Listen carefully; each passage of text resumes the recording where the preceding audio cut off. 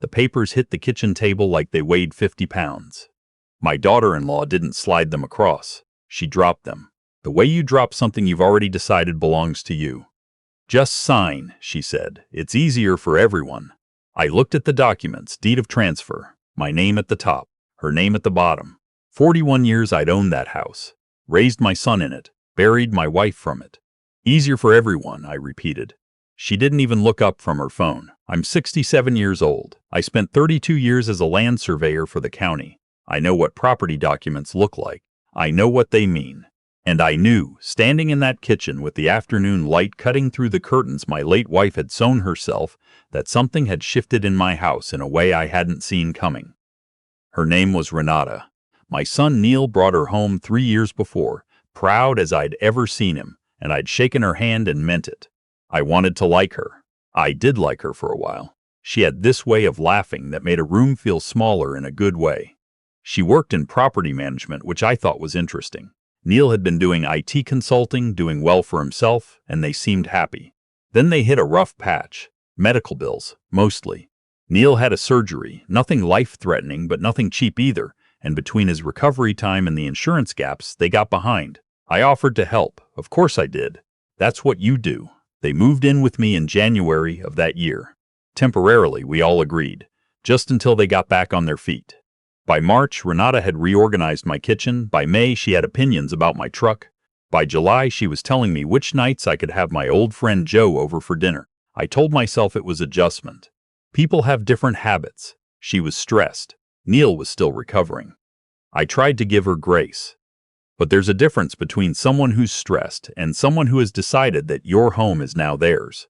I just took longer than I should have to see it. The document on the kitchen table was the moment I finally saw it clearly.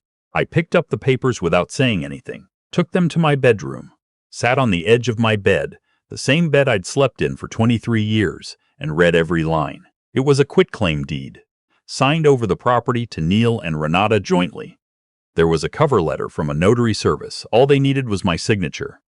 I set the papers down. I thought about my wife Barbara. She had died 4 years earlier, pancreatic cancer, 11 weeks from diagnosis to the end. I had held her hand in this house on her last morning.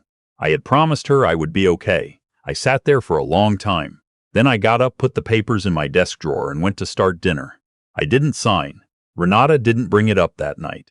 But the next morning, she came into the kitchen while I was making coffee and stood in the doorway with her arms crossed. "Did you look at the paperwork?" "I did," I said. "And I'm thinking about it." She stared at me. Something moved across her face that she didn't bother to hide. It wasn't frustration. It was calculation. "It's just a formality," she said.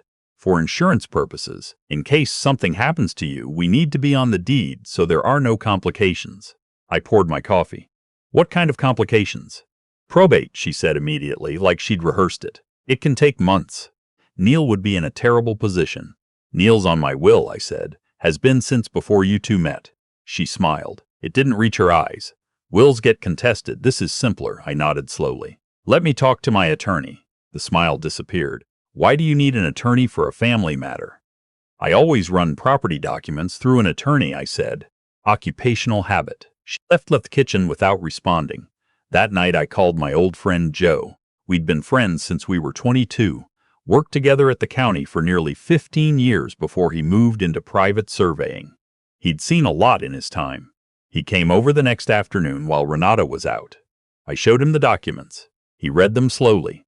Then he looked up at me over his reading glasses. "You signed this," he said, "and you don't own your house anymore." "I know. Has Neil seen these?" I shook my head. "I don't think so." Joe set the papers on the coffee table. "How long has she been in property management?" 7, 8 years. He nodded. "Then she knows exactly what this does." I had suspected. Now I knew. I called my attorney the next morning. His name was James. I'd used him for Barbara's estate, and he was the kind of man who asked good questions and didn't make you feel foolish for not knowing the answers. I faxed him the documents. He called me back in 2 hours. "Do not sign this," he said. "I wasn't planning to." "Good. This transfers full equity in your property to both of them. Once it's recorded, you're a guest in your own home, legally speaking. They could refinance against it, sell it, take out a HELOC. You'd have no standing." "Is there anything else I should know?" I asked. A pause. Do you have other accounts or assets she has access to? I thought about it. 6 months earlier, Neil had asked me to add Renata to my joint checking account. Just for convenience, he said. Sometimes she needed to pay a bill when he was traveling for work. I had done it. Yes, I said quietly. Check your statements, James said. Going back at least 6 months, I didn't sleep well that night. The next morning, I drove to my bank branch and asked to speak with someone in person. The woman at the desk pulled up my account and printed the last 12 months of transactions. I sat in that chair and went through every line. Renata had been making transfers, small at first, 200 here, 300 there, the kind of amounts that don't trigger alerts, then larger ones. Transfers to an account I didn't recognize, labeled only with a routing number. Over 14 months, the total came to just over $22,000. I folded the printout carefully and put it in my jacket pocket. I drove home without the radio on. I needed the quiet. When I got back, Neil was in the living room watching something on TV. I stood in the doorway and looked at my son, 41 years old, the same brown eyes he'd had as a kid, the same way of sitting with one leg tucked under him that used to drive Barbara crazy when he was a teenager. I wanted to ask him if he knew. I didn't, because I needed to find out first, and because if he didn't know, accusing his wife would blow everything up before I was ready, and because, God help me, I was afraid of what his answer would be. I went to my bedroom and called James back. He listened to everything. Then he said, "We need to do this right." We spent the next 3 weeks doing it right. James connected me with a forensic accountant, a quiet woman named Dr. Ellison, who worked with his firm on financial cases. She traced the transfers. The routing number led to a business account opened in Renata's name 6 months after she and Neil had moved in. The business was listed as a property consulting LLC registered in Delaware. There was no website, no listed clients, no activity other than receiving money from my checking account. Dr. Ellison also found that Renata had accessed my account online 17 times in a single month, which was not consistent with paying the occasional bill. James filed a report with the county DA's office. A detective was assigned. I went home every night and made dinner. I asked Renata how her day had been. I listened to her talk about a property she was managing, a difficult tenant, a contractor who'd overcharged. I nodded. I passed the salt. I don't know if that makes me cold. I think it makes me someone who'd already learned a long time ago that the worst thing you can do when you're holding a winning hand is show it before the last card is dealt. Neil noticed something was off. He asked me one evening while Renata was in the shower if I was feeling okay. I told him I was a little tired, that's all. He looked at me with those brown eyes, and I had to look away, out the window, at the maple tree in the front yard I'd planted the year he was born.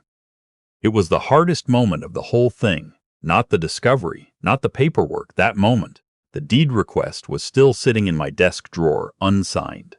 Renata asked about it twice more. I told her I was still waiting to hear back from James. She made a sound in her throat that told me she didn't believe me. But she couldn't push too hard without revealing that she understood exactly what was at stake. We had reached a standoff that only one of us knew about. Then, in the second week of October, I got a call from James. The DA's office was ready to move. They had enough. The transfers, the LLC, a statement from the bank, and phone records that showed Renata had consulted with a real estate attorney about the quitclaim deed without Neil's knowledge. James asked me one question. Is there anything you want to do before they bring her in? I thought about it for a day and a half. Then I called Neil. I asked him to come meet me at the diner on Route 9, where we used to go on Saturday mornings when he was in middle school. He sounded confused, but he came. He was there when I arrived, already in our old booth, a cup of coffee in front of him. I slid in across from him. I put the bank statements on the table. I put Dr. Ellison's summary on top of them. I put the quitclaim deed, still unsigned, underneath. I folded my hands and I waited. He read slowly. The color left his face by the second page. By the time he finished, he wasn't looking at the papers anymore. He was looking out the window at the parking lot, at nothing. "How long have you known?" he said. "About 6 weeks. Why didn't you?" He stopped. "I needed to be sure," I said, "and I needed it to be airtight." He put his elbows on the table and pressed his face into his hands. He stayed like that for a long time. I didn't say anything. I let him have it. Finally he said, "I didn't know, Dad." "I believe you," I said. And I did. Not because it made things easier, but because I'd watched my son for 6 weeks, and I had seen nothing in him that looked like complicity.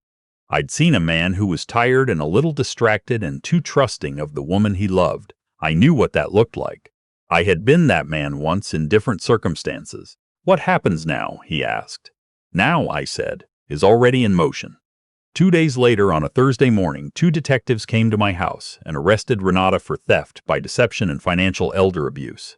I was in the kitchen. I heard her voice go up an octave when they told her to turn around. I heard her say Neil's name, then my name, then the word lawyer. Neil was at work. I had asked him to be. I stood in the hallway and watched them take her out the front door. The door I had painted myself 15 years ago. The summer Barbara decided she wanted it dark green. I didn't feel triumphant. I want to be honest about that. I felt something more like the quiet after a long storm. Not relief exactly, just an awareness that it was over, that the noise was finally gone. The case went forward. Renata was charged on 4 counts. The assistant district attorney told James it was a clean case. The LLC was seized. The transferred funds were ordered restored. Renata had a prior civil judgment for a property dispute in another county that made her credibility difficult to defend. Neil moved out of my house in November and got an apartment on the east side of town. He and Renata were separated by then. By the following spring, they were divorced. He came over for Thanksgiving, just the 2 of us. I made Barbara's stuffing recipe, the one with the cornbread and the sage, the one I haven't been able to get exactly right since she died, but keep trying anyway.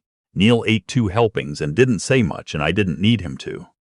After dinner, we sat on the back porch, even though it was cold, because we always used to sit on the back porch after Thanksgiving, the 3 of us, under the wool blankets Barbara kept in the cedar chest. I brought out 2 blankets. We sat and watched the yard go dark. I keep thinking I should have seen it, he said. She was careful, I said. Still, I looked out at the maple tree. Same one, 41 years old now, taller than the roof line. Your mother used to say that some people are very good at showing you the version of themselves they need you to see, I said.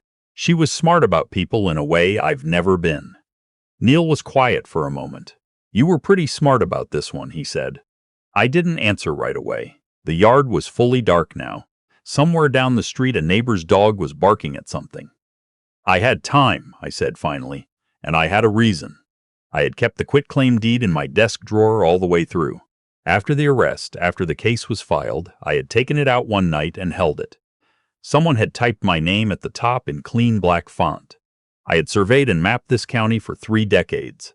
I had known the legal boundaries of 10,000 parcels of land, where they began, where they ended, what they were worth, who they belonged to. I set the deed in the kitchen sink and lit it with a match. I watched it turn to ash, and then I ran the water and went to bed. There are people who will tell you that when someone disrespects you, you should respond immediately. Make noise. Fight back loud. I've never believed that. In my experience, the ones who win quietly, who collect what they need before they say a word, are the ones who don't have to fight more than once. My house is mine. The deed still has only my name on it. In the spring, I'm going to repaint the front door. Barbara's dark green has faded some over the years. I think she'd be fine with a new coat. I asked Neil what color he thought. He said whatever I wanted. It was my house. And he said it like he meant it. Like he was saying something more than just the words. He was.